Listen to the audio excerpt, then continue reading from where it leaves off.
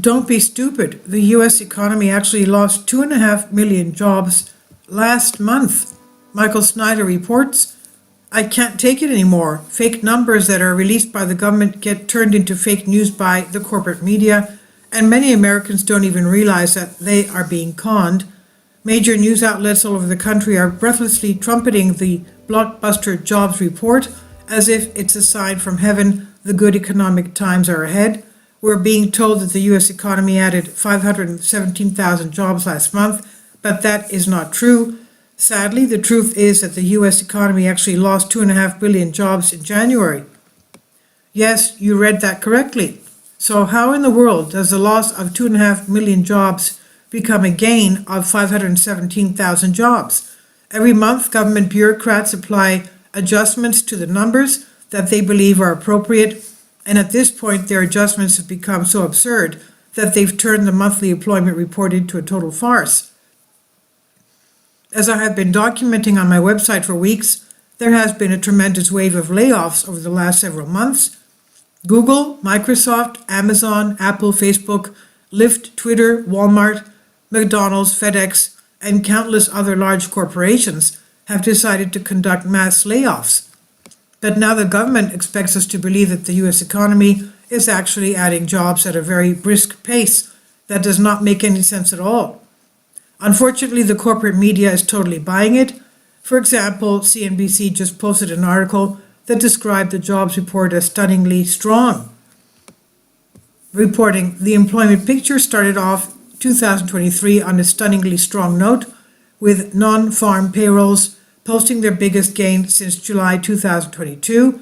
Non-farm payrolls increased by 517,000 for January, above the Dow Jones estimate of 187,000 and December's gain of 260,000, according to a Labor Department report Friday. And CNN article has quoted one expert as saying that the labor market is more like a bullet train. With 517,000 new jobs added in January 2023 and the unemployment rate at 3.4%, this is a blockbuster report demonstrating that the labor market is more like a bullet train, Becky Frankwitz, President and Chief Commercial Officer of Manpower Group, said on Friday. Really? After all of the layoffs that we've witnessed in recent months, does she really believe that? Not to be outdone, Moody's chief economist Mark Zandi boldly declared that any concerns about a coming recession should be completely dashed by these numbers. The January jobs report should dash concerns of recession, Moody's chief economist said Friday, but warned that the numbers may overstate job growth. Any concern the economy is in recession or close to recession should be completely dashed by these numbers, Moody's chief economist Mark Zandi told CNN's Matt Egan on Friday, adding that it would take an awful lot to send the U.S. economy into a downturn. Come on, man. You are smarter than that. The U.S. economy did not add 517,000 jobs last month. That is just the adjusted number. The unadjusted number actually shows that the U.S. economy lost 2.5 million jobs last month. The following comes from Bloomberg. For the establishment survey, the government's updated seasonal factors may have impacted the headline payrolls figure. On an unadjusted basis, payrolls actually fell by 2.5 million last month. That's actually what was measured. But if you brazenly add more than 3 million jobs to the report that simply do not exist, it makes it look like the U.S. economy is doing just great. Needless to say, Joe Biden was quite eager to take credit for the spectacular jobs report, and he also told reporters that he takes no responsibility for the raging inflation crisis that we're currently experiencing. He replied with an emphatic no when asked if he took any accountability for the price rises under his presidency. It was already there when I got here, man, he said. Remember what the economy was like when I got here? Jobs were hemorrhaging, inflation was rising. We weren't manufacturing the damn thing here. We were in real economic difficulty, Biden said. Inflation in January 2021 when Biden took office was 1.4%. The latest December figures are 6.5%, down from a June 2022 peak of 9%. For the next month, the Biden administration is going to endlessly boast that 517,000 jobs were added to the economy in January, and most Americans will never even know what it is, and that it is a number that is entirely fictional.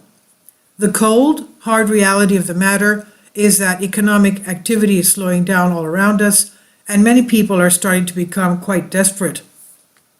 Video out of Austin, Texas shows desperate people climbing into supermarket dumpsters to retrieve food that may have been discarded due to a widespread power outage.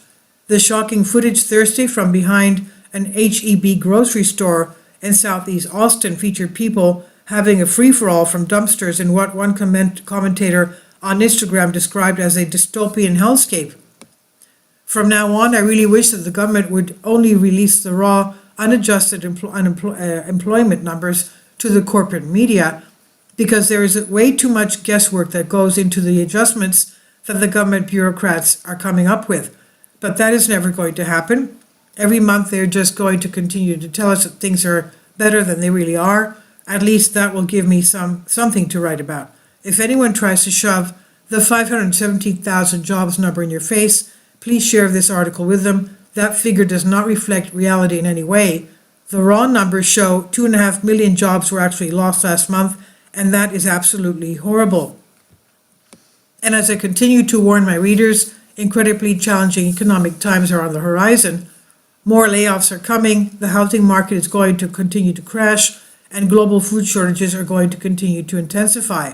So don't let anyone fool you. We really are plunging into a very serious economic downturn, and the months ahead are not going to be pleasant. It's finally here. Michael Snyder's new book entitled End Times is now available in paperback and for Kindle on Amazon. About the author, my name is Michael, and my brand new book entitled End Times is now available on Amazon. In addition to my new book, I've written 6 other books that are available on Amazon, including 7-Year Apocalypse, Lost Prophecies of the Future of America, The Beginning of the End, and Living a Life That Really Matters. When you purchase any of these books, you help to support the work that I'm doing, and one way that you can really help is by sending copies as gifts to family and friends. Time is short, and I need help getting these warnings into the hands of as many people as possible. I've published thousands of articles on the Economic Collapse blog, End of the American Dream, and The Most Important News.